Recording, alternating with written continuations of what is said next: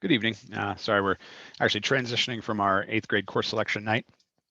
And Mr. Searcy will be along here real quick. We'll wait for a few more participants if they're going to join. I'll put up a slide presentation here as well. So hold on one second.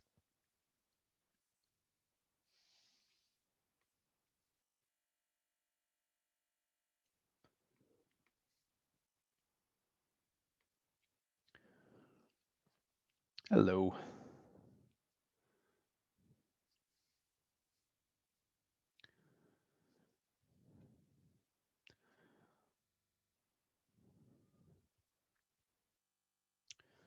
Oh. Ms. Zelinsky, I'm sorry, you're going to have to walk me through how to make you the transcriber. Yeah, okay, it'd be nice if you could hear me first. Yeah, if you go into participants under my name and you click the more button, it will say, it should say make closed captioner. All right. And then I'll take it from there. That's all you have to do. Excellent. Thank you very much. Okay, thanks.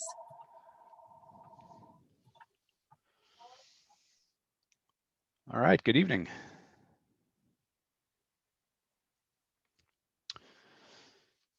All right, we'll take it away. Thank you for joining us. Tonight, we're going to be going over our advanced placement at Norton High School, some of the course offerings that we have, and talk a little bit about advanced placement generally. Within this presentation too, if you have questions as we're going along, please don't hesitate to pop them into the Q&A, and we'll try to answer them. Either me or Mr. Searcy will answer them as we're moving along, and try to make sense when to stop and answer those questions. Additionally, it has been sent out to students already, and it'll be available to find as well on the guidance website, this presentation afterwards, as well as some more information about individual AP courses, where some of the AP teachers themselves have provided an introduction to that course through some of sort of video links to give you an idea of what the sort of course offering is all about. So I'm going to take you through some general information about AP, about students, the student profile that would like to, or that would be a good fit for AP. And then Mr. Searcy is going to take you through some of the more technical aspects of it. And he's our AP coordinator, as well as our director of pupil services. For those of you who don't know me, sorry, I should have introduced myself at the very beginning. We don't have an introductory slide here. We should. My name is Ethan Dahlman. I'm the principal at Norton High School. And like I said, I'm going to take you through some of the sort of basic things about AP. And Mr. Searcy, who's our AP coordinator, among many things, is going to take you through some of those technical aspects of it. So just to give you a little bit of an idea about AP, it stands for Advanced Placement. And the whole idea behind Advanced Placement, those of you who are not as familiar with it, is that you can take what is an audited college course over the course of your year at the high school. You can take an exam at the end of the year, and that can count towards college credit. Different colleges have different sort of scores that they'll accept and have different requirements for students to apply that credit. Some can allow it to do general education requirements. Some can apply it to specific courses, things like that. So that's kind of up to the college. And as your students are narrowing down their college selection, they might want to look into that as far as what those individual colleges do. But to take an AP course at Norton High School, and again, these are courses that are college level, where the syllabus and the materials are borrowed from AP, some of them, and also the syllabus itself is submitted to AP to be audited to make sure that it fulfills all of these requirements. But some things that it takes: high grades in their subject area. So certainly you want to be a successful student in those courses as you're thinking about AP. It's going to require a teacher recommendation where they'll recommend you to take the AP level. It would be great to have kind of the profile of a student who is committed to AP as well. And what that means is you have to be a little bit self-motivated. You have to want to really accept the challenge of additional college level coursework. You want to make sure that you are a good time manager, especially if you start sort of adding AP courses. If you're taking more than one, that can really compound. And AP provides a great deal more work than your average college prep or honors level course. So it's something that students have to be really willing to work hard and really accept that challenge, and a commitment to take the AP exam. That's not philosophical too. You have to commit to taking the AP exam as well if you want to take the course. At the end of the course, in order to get the AP credit, you have to take the exam. Some of the expectations that are added to this is that there's always going to be outside reading and reflection over the summer for those reading heavy courses. You're going to make sure that you're going to hand courses, all the work in on time. This is something that's really important for AP classes because they move so fast. In order to get through college coursework here in Massachusetts, where we start after Labor Day, it goes fast. You're competing with other schools that are all over the country who might start the 1st of August or midway through August. So Massachusetts AP goes very, very quickly. So it's something you have to be ready to do some things over the summer, and you have to make sure that you stay with it, because if you miss a deadline here or a deadline there, that coursework really starts to compound and really pile up and makes it very difficult. You're going to have nightly work as well, something that every night you can expect to have reading, you can expect to have assignments, math, science, etc. And additionally, AP teachers at Norton High School are wonderful resources, and they are oftentimes willing to give up time multiple days a week to stay after school to meet with students in order to offer assistance on upcoming exams. And certainly before the AP exam itself, there'll be lots of study opportunities. So those are things that students need to recognize. Is it's different than their normal coursework, that they're going to have to put in extra effort, and they're going to have to do things that they haven't maybe done before. As very good students, maybe they've been able to manage themselves. This time they might have to look for outside help from teachers as well, and be willing to go that extra mile. That's not all bad. They get to make really great relationships with AP teachers, and oftentimes students sort of report that that's the teacher that they sort of have the strongest connection with, is someone who has helped them through this rigorous coursework and given them the opportunity after school to work through specific questions. So as I mentioned, this is kind of the profile. These are the things that students really, really need to have and need to possess in order to go through AP coursework. A couple of things I'll point out here as well is knowing their limits. That's one of the most important things that you can have as sort of a self-reflective student, and have those ideas of what you can and cannot do. And sometimes when we're thinking about that, when it comes to course selection, that's the most important time to consider it. Is it might sound very good to take 5 AP courses, but you need to know your limitations, that's something that's going to be very, very difficult to do. Just as we kind of went through all of those different characteristics of a course and characteristics of students, you don't want to take on too many courses. You want to think a little bit and prioritize what are the things, one, that I'm passionate about and that I'm not going to sort of be upset when I have to go that extra mile in order to make these commitments. And also, what are the things that I want to do after college, and what are the things that, that are going to help me when I get to college in order to prepare me for that coursework that I know that I'm going to take in order to meet whatever it's going to be as far as my major. And all of this really comes with perseverance and the ability to kind of stick with it. And it's going to be very difficult at times, AP, particularly when students take their first AP assessment. It's something that sometimes delivers some bad news because it's much harder, more rigorous, a different format than maybe they're used to taking in other courses. And it's something that they're going to have to be willing to persevere through. Some of these general things, and as we get into, this is some of the things that I've already kind of gone over, but when you're thinking about course selection, as it's coming up here in the next week, is that students really need to make sure that they're thinking about finding that balance, and depending on their profile as a student, how many AP courses and which AP courses are going to be the most important ones to them, and that they're going to meet and sort of match with their areas of strength and also their interests. Can I just interrupt for 1 second? I just wanted to say that, we've had a lot of discussions with college reps and, college admissions departments. And one of the things that they want to stress is they would rather see a student take 1 or 2 AP courses and do well and demonstrate a passion for that area than to take 4 or 5, maybe not get as good a grade in those courses, or find that they're just really struggling with the demands of that. They want to see that there's some balance. Obviously, some students are able to take 4 or 5 AP courses and really not struggle in terms of time management or workload or grades. But again, I think students and parents really need to sort of think that through, because this is the direction that the colleges are giving us. They really want to see students that are balanced in doing well in what they have chosen to do versus trying to pile on. So again, just some feedback that we're getting from the colleges now. And so that sort of decision making around which AP courses is very important there for it, as far as absolutely. All right, I'll turn it over to you, Mr. Cersey, for some more sort of technical stuff. All right. So AP really is run by the College Board, which is a private entity, so to speak, and they do have a cost. So here in Norton, each test next year is going to cost $94. It's $53 for those who qualify for free and reduced lunch. And then for folks that are under special circumstances, you can reach out to me and we can possibly find other funding supports. This is what we are told by College Board at this point in terms of next year's cost. That could go up, but that they're saying at this point they don't anticipate there. There's a process that we go through at the beginning of the year to sign students up for their courses, to get them lined up for their exams. And there's some pretty stringent deadlines. This year they waived the late fee. So those folks who maybe have other siblings who have taken the APs this year or even last year, they did waive some of these fees. They don't plan on doing that next year. So it's important that people make those deadlines, otherwise you get charged an additional $40. So, and that all comes from the College Board. That's not us. It's not Norton saying you have to pay these fees. It's the College Board. Each AP teacher, each AP teacher at Norton High School is sent to or has gone to specific AP teacher training, and they must follow the AP course syllabus.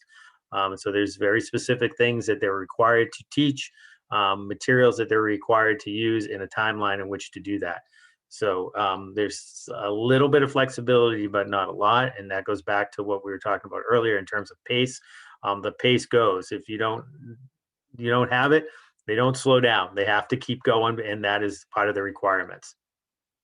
It is important to note, though, that we are going to offer all of our courses, but in year to year, sometimes if there are not enough students that to make it viable to run, we will not run that course. Sometimes we can find alternatives, such as virtual high school. We've had, for example, a year where only 1 or 2 students has wanted to take, I don't know, calculus, for example. And so we were not able to run it with our teachers here, but we were able to get students into the VHS program. We know that fairly quickly once we have students after they make their recommendations. So for right now, the teachers are making their recommendations, and students will be able to do their selections starting actually later this week. Once we have that, we get a better idea of which courses are going to be able to run and which are not. And if we're not going to run a course, we'll let students know as soon as possible. So the process for registration next year, all students are required to have a College Board account, which also is used for anybody who's already signed up for SATs. It's the same account that you would use. And if you have signed up for SATs prior to registering for AP, you don't need to create another account. So we tell students, make sure you write this down, make sure you have your passwords, remember all of that, because you're going to need that College Board account in the fall. Students will register on College Board for each exam, and they will ask for some specific demographic information, name, address, those kinds of things. And this will be done at the high school right at the end of the ad drop. So once we know who is absolutely staying in the AP courses, there's a whole process that they'll take them through. It's a lot easier now. It's all done online. Each student will let me know, each student who signed up for a course, I will let them know what their quote unquote join code is, and they'll be able to do everything right online with their teachers. We here in Norton, the payment system isn't through College Board. Unfortunately, it's not like the SATs where you sign up and pay for your exam all at once. Through College Board, you can only register for the exam. Payments are taken separately, and it's the process through the Norton school system. It's the same one you use for, I think, for fees. And we send out a very detailed set of instructions via email. And we also share it either with the Guidance Google Classroom, or oftentimes I'll just email it directly to the students, and I email it directly to the parents. And honestly, I probably send that email 2 or 3 times between the start of school and the deadline, which is somewhere around October 21st. At least it was this year. And again, any late registrations and payments will require a $40 additional payment to College Board that we have to then process. So one of the big questions is scores in college credit. So how does that all work? I mean, many students are taking AP because they enjoy the subject area, and they want to challenge themselves and see what it's like to take a course that's similar to college.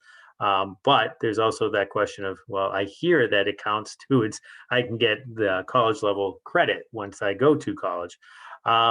So the AP score shows how well you did on the exam. It's 1 to 5 is typically, it is what the scoring measures are.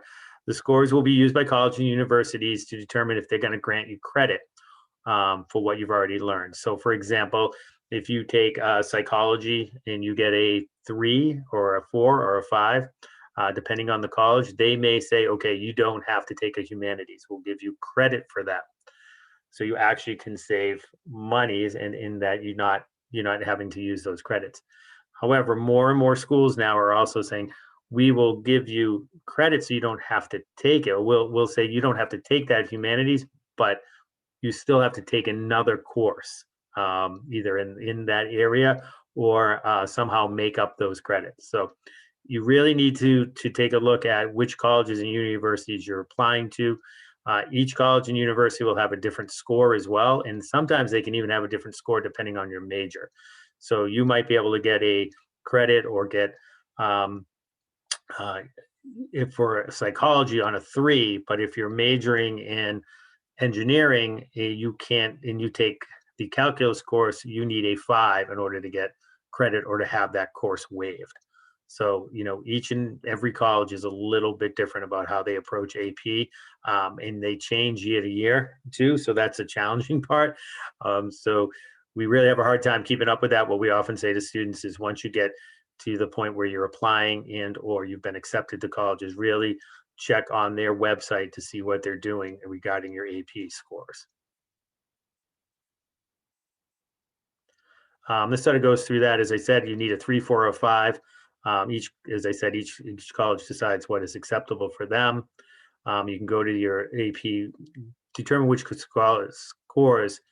Sometimes the AP, they say if you go to this part of their website, they're up to date, but that's not always the case. So again, check that, but always double check with the individual institution.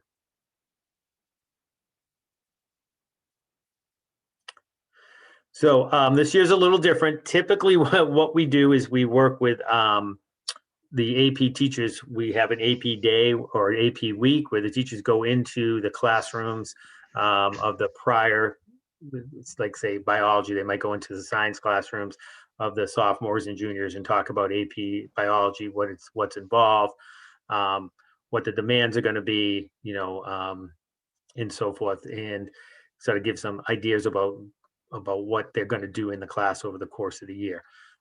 Because of COVID, that's been a little bit more difficult to do. And we have our students that are in DLA. So we've created a set of videos that the students and parents can watch. And typically on AP night, we're not sitting here, we're sitting in the auditorium, and we're about to announce that you can go visit the classrooms and meet the teachers. So again, we weren't able to do either one of those things. So our teachers have created a set of videos for you. And each video sort of goes through those expectations and what it's going to be like. And then, as you can see right next to that is the teacher's email. And so you can email them directly if you have questions or concerns, or just want to know, do you think I should, as a student, do you think this is something I should do? I haven't talked to you about this. Or as a parent, here's some of my questions.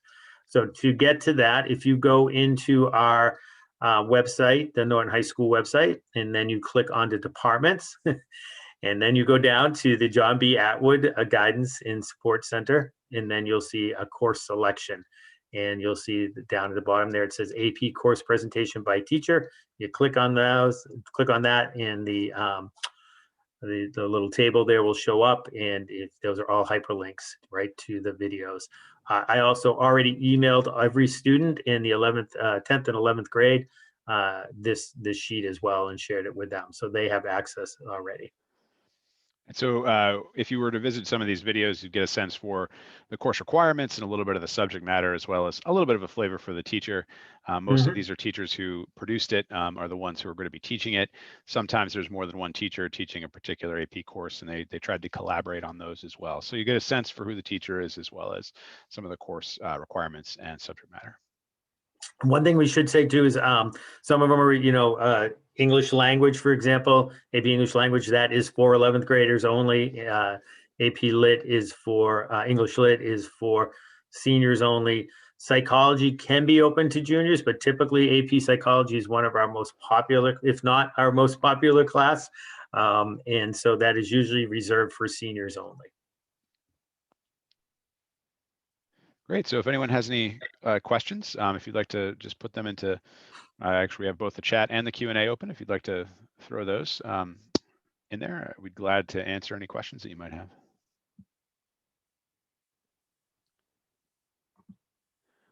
I'll also say collegeboard.org is another place that you can go, as Mr. Searcy said, and all of these are pretty prescribed classes. Teachers can do a little bit of individuality with them and differentiate and have a little bit different teaching strategies. But as far as what the course is about and what the test is about, all of that is very sort of public on College Board's information there if you're interested in sort of what the course is offering. Yes, AP Language is for juniors and AP Literature is for seniors as far as AP courses. That just came from the chat there. And you don't have to take one to take the other. You can have that conversation, usually with the students should have that conversation with Mr. Kiefer. But we have had students who did not take AP Language their junior year, but did decide to take AP Lit their senior year. And vice versa. Yeah. Vice take versa, AP yes. Language and not. Good point.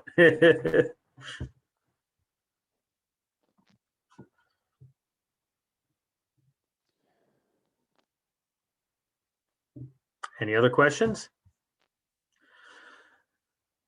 If not, again, if you think of something and you feel free to reach out to myself or any of the teachers here listed, and we would be happy to help you think through this. I know the guidance counselors are meeting with students starting next week about schedules, and anybody that typically has more than 1 or 2 AP classes, we will have that.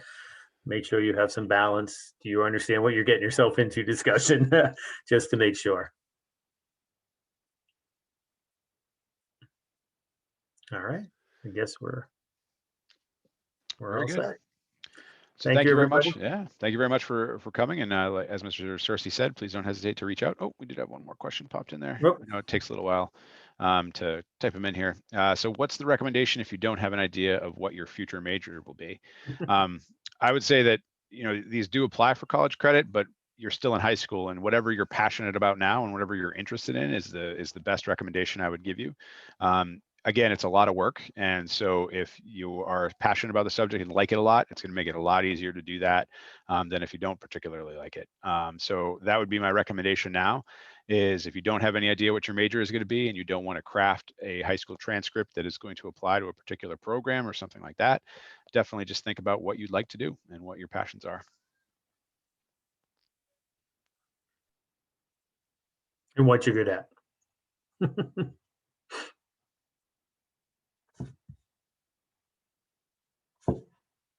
All right, I think we're done. Yeah, well, thank you very much. Thank you, everybody. Have a good night.